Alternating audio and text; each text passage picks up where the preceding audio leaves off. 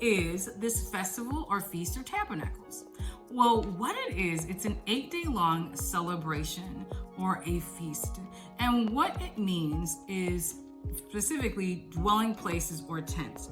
The word Sukkot in Hebrew means tents or tabernacles. We also know that the purpose for Israel was to remember God's deliverance of them in the wilderness while they're spending this 40-year journey. It happens on the 15th day of the Hebrew month called Tishri. And this is typically the 7th month of the Hebrew calendar. For us, if you're celebrating or using the 12-month calendar, that's September or October. So let's review a little bit of that. It's an 8-day long celebration. It's a time to remember God and His deliverance of the Israelites during their time of the 40 years in the wilderness.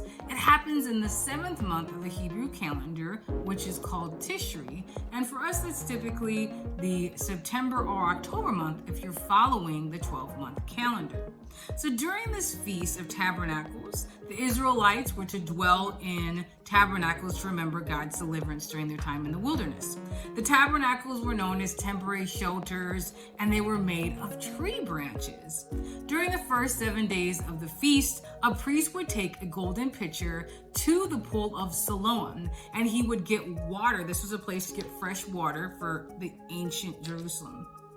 The priest would then, as he's filling the water from the pool, he's going to bring it back to the people and to the altar amidst the shouts of the people. So they're shouting praises. They're shouting the Hallel, which means praise in Hebrew. And that's the Psalm 115 through 118.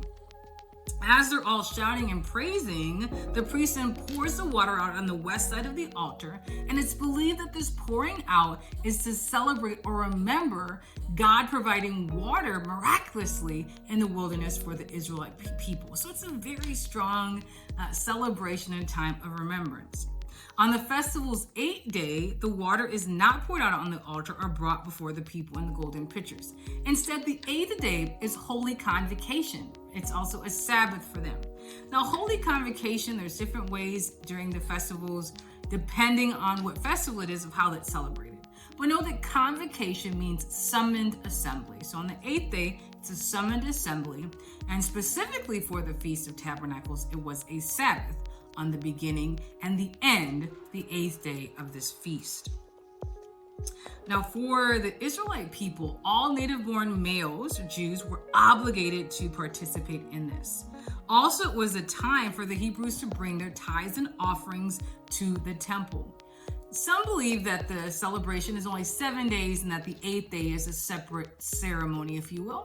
But for us, we're considering it as 8 days. It's up to you how you want to interpret that. The scripture for that is Leviticus 23, 40 through 42.